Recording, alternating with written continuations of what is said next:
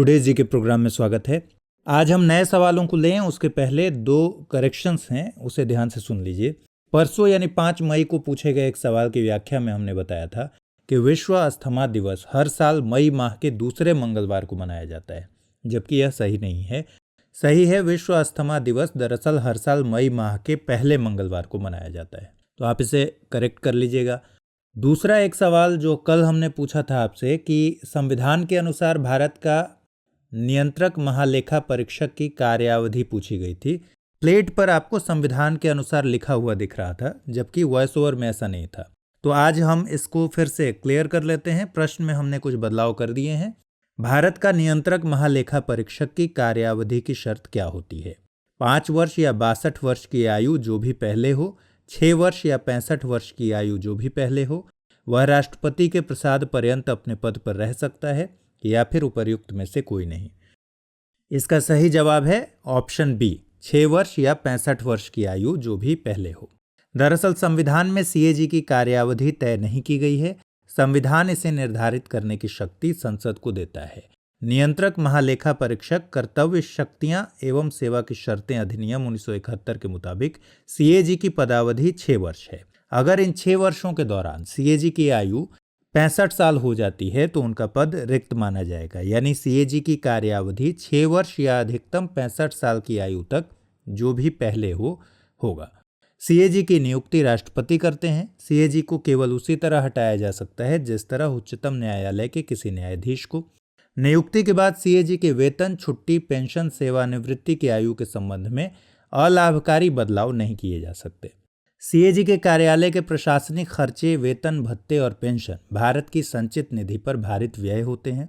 सेवानिवृत्ति के बाद सीएजी भारत सरकार या राज्य सरकार के अधीन किसी पद पर नहीं जा सकेगा। तो ये एक्सप्लेनेशन है और इसका सही उत्तर है ऑप्शन बी।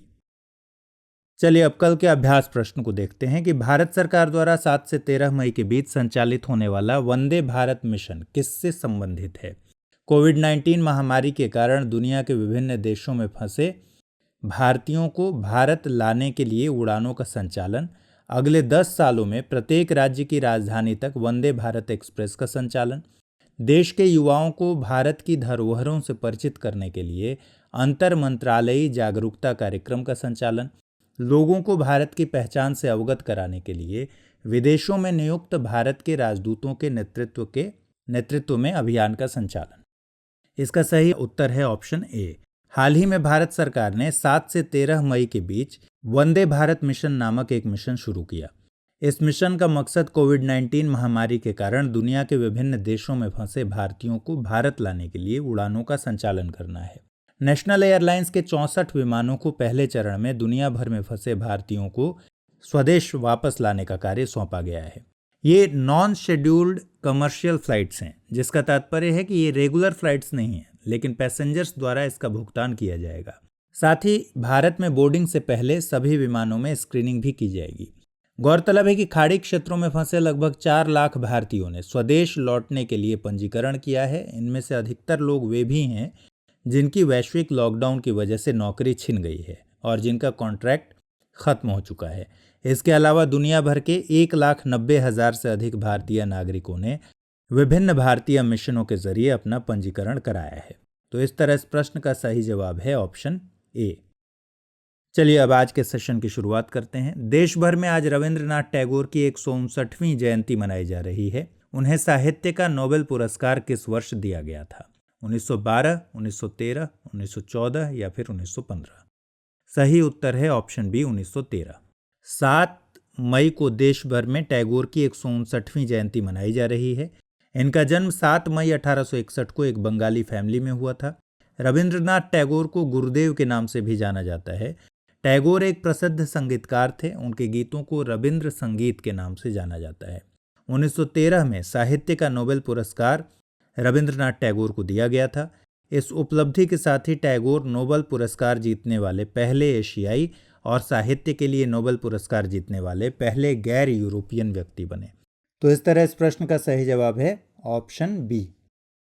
अगला सवाल, हाल ही में विशाखापत्तनम के एक एलजी पॉलीमर्स प्लांट से एक रसायन के रिसाव से कई लोगों की मृत्यु हो गई। इस रसायन का क्या नाम है? Methane, carbon dioxide, styrene, methyl isocyanide. इसका सही उत्तर है स्टाइरिन। विशाखापत्तनम के एक एलजी पॉलीमर्स प्लांट से रसायन के रिसाव का मामला सामने आया है। इस रसायन के रिसाव से कई लोगों की मृत्यु हो गई है, जबकि कई लोगों की स्थिति गंभीर है। इस संयंत्र से जिस केमिकल का रिसाव हुआ है उसका नाम है स्टाइरिन। स्टाइरिन दरअसल एक सिंथेटिक केमिकल है। इसे विनाइल बेंजीन, एथिनिल बेंजीन, सिनेमीन अथवा फिनाइल इथाइलीन के रूप में भी जाना जाता है। यह एक कलरलेस और फ्लेमेबल लिक्विड है जो आसानी से वाष्पित हो जाता है।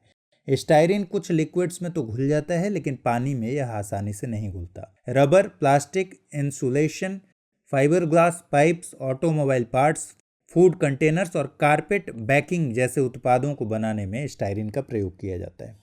तो इस प्रकार इस प्रश्न का सही जवाब है ऑप्शन सी। अगला सवाल, खबरों में रहा शब्द फेलुदा क्या है? सीएसआईआर द्वारा विकसित एक टेस्टिंग किट, डीआरडीओ द्वारा विकसित एक डिसइंफेक्शन टावर, पश्चिम बंगाल सरकार द्वारा लॉन्च किया गया एक ऐप, राजस्थान सरकार द्वारा लॉन्च किया गया एक वेब पोर्टल। इसका सही जवाब है ऑप्शन ए। फेलुदा दरअसल भारत का पहला pocket friendly paper testing kit है। इस टेस्ट किट को council of scientific industrial research यानी सीएसआईआर के वैज्ञानिकों की एक टीम ने स्वदेशी रूप से विकसित किया है। यह परीक्षण किट कोविड-19 के टेस्ट का रिजल्ट देने में मात्र 30 मिनट का समय लेती है, जबकि आरटी-पीसीआर किट लगभग 4 से 5 घंटे का समय लगाती है। इसके अलावा फेलुदा किट आरटी-पीसीआर आधारित टेस्टिंग किट की तुलना में 3 से 5 गुना सस्ती है। थोड़े समय में सटीक परिणाम देने के लिए यह किट काफ़ी लाभदायक है। अगला सवाल, हाल ही में किस राज्य सरकार ने निगाह नामक कार्यक्रम शुरू करने की बात कही है? आंध्र प्रदेश, उत्तर प्रदेश, राजस्थान या फिर हिमाचल प्रदेश? सही उत्तर है विकल्प डी। बीते दिनों हिमाचल प्रदेश सरकार ने घोषणा की है कि वह निगाह नाम से एक नया कार्यक्रम शुरू करने वाली है। इस प्रोग्राम के जरिए सोशल डिस्टेंसिंग का प्रभावी तरीके से पालन किया जाएगा। इस कार्यक्रम का मकसद देश के दूसरे राज्यों से हिमाचल प्रदेश में आ रहे लोगों के परिजनों को जागरूक और शिक्षित करना है। आशा कार्यकर्ताओं, स्वास्थ्य कर्मचारियों और आंगनवाड़ी कार्यकर्ताओं का एक दल इस दिशा में काम करेगा। गौरतलब है कि कोविड-19 महामारी के प्रसार की रोकथाम के लिए लागू हिमाचल मॉडल इस महामारी को रोकने में प्रभावी रूप से सफल रहा है। इस तरह इस प्रश्न का सही जवाब है ऑप्शन डी। अगला सवाल, नैनो साइंस एंड टेक्नोलॉजी के क्षेत्र में निम्नलिखित में से किसे यंग करियर अवार्ड 2020 दिया गया? देविका कामत, ओनिशा पटेल, सौरभ लोढ़ा, आशा राव। सही उत्तर है सौरभ लोढ़ा। हाल ही में आईआईटी बॉम्बे के इलेक्ट्रिकल इंजीनियरिंग के प्रोफेसर सौरभ लोढ़ा को नैनो साइंस एंड टेक्नोलॉजी के क्षेत्र में 2020 के लिए यंग करियर अवार्ड मिला है। उन्हें यह पुरस्कार लॉजिक ट्रांजिस्टर तकनीकों के विकास में योगदान के लिए दिया गया। भारत सरकार के विज्ञान एवं प्रौद्योगिकी विभाग ने उन्हें यह पुरस्कार प्रदान किया है। तो इस तरह सही जवाब है ऑप्शन सी। किताबुल हिंद निम्नलिखित में से किसकी रचना है? इब्न बतूता, अल बिरूनी, अमीर खुसरो, अब्दुर रज्जाक समरकंदी। इस प्रश्न का सही जवाब है अल बिरूनी। किताबुल हिंद दरअसल अल बिरूनी की रचना है। यह पुस्तक अरबी भाषा में लिखी गई है। यह एक ग्रंथ है जो धर्म और दर्शन, त्योहारों, खगोल विज्ञान, रीति रिवाजों और प्रथाओं, सामाजिक जीवन इत्यादि जैसे विषयों के आधार पर 80 अध्यायों में विभाजित है। इस पुस्तक के प्रत्येक अध्याय में अल बिरूनी ने एक विशिष्ट शैली का प्रयोग किया है, जिसमें शुरू में एक प्रश्न होता है, फिर संस्कृतिवादी परंपराओं पर आधारित वर्णन और अंत में अन्य संस्कृतियों के साथ एक तुलना। अल बिरूनी को कई भाषाओं का ज्ञान प्राप्त था। उसने पतंजलि का व्याकरण पर ग्रंथ का अरबी अनुवाद और एक यूनानी गणितज्ञ यूक्लिड के कार्यों का संस्कृत अनुवाद भी किया। तो इस तरह इस प्रश्न का सही जवाब है ऑप्शन बी। अगला सवाल, 10वीं से 17वीं सदी के बीच दुनिया के विभिन्न हिस्सों से भारत आए यात्रियों और उनसे संबंधित देशों के संदर्भ में कौन सा युग्म गलत है? Al Biruni Uzbekistan, Ibn Battuta Morocco, Francois Bernier France, Jean Baptiste Tavernier Denmark. सही जवाब है ऑप्शन डी। 10वीं से 17वीं सदी के बीच दुनिया के विभिन्न हिस्सों से कई यात्री भारत आए। अल बिरूनी, जो कि 11वीं शताब्दी के दौरान उज्बेकिस्तान से आया था, 14वीं शताब्दी में पश्चिमोत्तर अफ्रीका के मोरक्को से इब्न बतूता भारत आया था, 17वीं शताब्दी में फ्रांस का फ्रांसवा बर्नियर भारत आया था, फ्रांस का ही रहने वाला ज्यां बैप्टिस्ट टेवर्नियर 17वीं शताब्दी में भारत की यात्रा पर आया था, वह एक जौहरी था जिसने भारत की कम से कम 6 बार यात्रा की थी। टेवर्नियर भारत की व्यापारिक स्थितियों से विशेष रूप से प्रभावित था। उसने भारत की तुलना ईरान और ऑटोमन साम्राज्य से की थी। तो इस तरह इस प्रश्न का सही जवाब है ऑप्शन डी। निम्नलिखित में से कौन सा कथन रिहला की सही व्याख्या करता है? अल बिरूनी की पुस्तक जिसमें भारतीय समाज का वर्णन है, ज्यां बैप्टिस्ट टेवर्नियर की पुस्तक जिसमें भारत के हीरों और हीरे की खदानों की विस्तृत रूप से चर्चा है, इब्न बतूता का यात्रा वृतांत, या फिर भारत की यात्रा के दौरान बर्नियर द्वारा दी गई एक वस्तु। इसका सही जवाब है इब्न बतूता का यात्रा वृतांत। रिहला दरअसल इब्न बतूता का यात्रा वृतांत है। यह पुस्तक अरबी भाषा में लिखी गई है।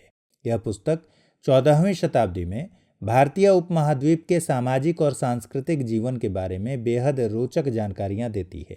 मोरक्को के इस यात्री का जन्म तंजीर के एक सबसे शिक्षित और सम्मानित परिवार में हुआ था। इब्न बतूता ने काफ़ी कम उम्र में ही साहित्यिक और शास्त्रीय शिक्षा हासिल कर ली थी।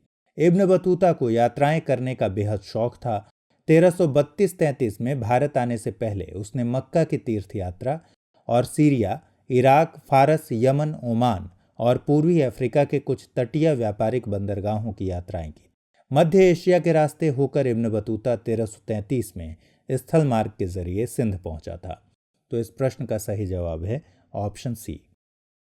अगला सवाल है, निम्नलिखित में से किस विदेशी यात्री ने भारत की जाति व्यवस्था और वर्ण व्यवस्था को समझने और उसकी व्याख्या करने का प्रयास किया था? Al Biruni, Abdul Razzaq, Duarte Barbosa, Marco Polo. सही जवाब है अल बिरूनी। अल बिरूनी ने भारत की जाति व्यवस्था और वर्ण व्यवस्था को समझने और उसकी व्याख्या करने का प्रयास किया। उसके मुताबिक प्राचीन फारस में 4 सामाजिक वर्गों को मान्यता दी गई थी। ये वर्ग हैं घुड़सवार और शासक वर्ग, भिक्षु, अनुष्ठानिक पुरोहित और चिकित्सक, खगोल शास्त्री और अन्य वैज्ञानिक, कृषक और शिल्पकार। इस वर्गीकरण से अल बिरूनी यह दिखाना चाहता था कि सामाजिक वर्गीकरण केवल भारत तक ही सीमित नहीं है। जाति व्यवस्था के संबंध में ब्राह्मणवादी व्याख्या को मानने के बावजूद अल बिरूनी ने अपवित्रता की मान्यता को अस्वीकार किया था। उसका मानना था कि ऐसी हर वस्तु जो अपवित्र हो जाती है अपनी पवित्रता की मूल स्थिति को पुनः प्राप्त करने का प्रयास करती है और सफल होती है। भारत की वर्ण व्यवस्था के बारे में लिखते हुए अल बिरूनी ने बताया है कि सबसे ऊंची जाति ब्राह्मणों की है, जिसे हिंदू मानव जाति में सबसे उत्तम मानते हैं। अगली जाति क्षत्रियों की है, इसके बाद वैश्य और शूद्र आते हैं। तो इस तरह इस प्रश्न का सही जवाब है ऑप्शन ए। निम्नलिखित कथनों पर विचार कीजिए। Travels in the Mughal empire Italy से भारत की यात्रा पर आए मार्को पोलो द्वारा लिखित एक ग्रंथ है। फ्रांसीसी यात्री बर्नियर ने भारतीय उपमहाद्वीप के किसानों और उनकी समस्याओं के बारे में विस्तृत रूप से वर्णन किया है। उपर्युक्त में से कौन सा कथन सही है? केवल एक, केवल दो, एक और दो, दोनों, दोनों में से कोई नहीं। सही जवाब है बी, केवल दो। फ्रांसवा बर्नियर फ्रांस से भारत की यात्रा पर आने वाला यात्री था। यह एक चिकित्सक, राजनीतिज्ञ, दार्शनिक और इतिहासकार था। Travels in the Mughal empire Bernier द्वारा लिखित एक ग्रंथ है। बर्नियर ने मुगलकालीन भारत की तुलना यूरोप से की और इस तुलना में उसने यूरोप को ऊपर रखा। बर्नियर के मुताबिक भारत और यूरोप के बीच मूल भिन्नताओं में से एक भारत में निजी भूस्वामित्व का अभाव है। साथ ही बर्नियर ने अपने लेखों में भारत के ग्रामीण अंचल के किसानों का भी वर्णन किया। और तो और भारतीय उपमहाद्वीप के किसानों की क्या क्या समस्याएं हैं, बर्नियर ने इसका जिक्र भी किया है। तो इस प्रश्न का सही जवाब है ऑप्शन बी। अब आज के अभ्यास प्रश्न को देखते हैं। मुस्तफा अल काधेमी को हाल ही में किस देश का प्रधानमंत्री चुना गया है? Iran, Iraq, Lebanon, Jordan. इस अभ्यास प्रश्न का जवाब कमेंट बॉक्स में देना न भूलें। अभ्यास प्रश्न के जवाब के साथ और नए सवालों और उनके जवाब के साथ हम फिर हाजिर होंगे। तब तक ख्याल रखिए, पढ़ते रहिए।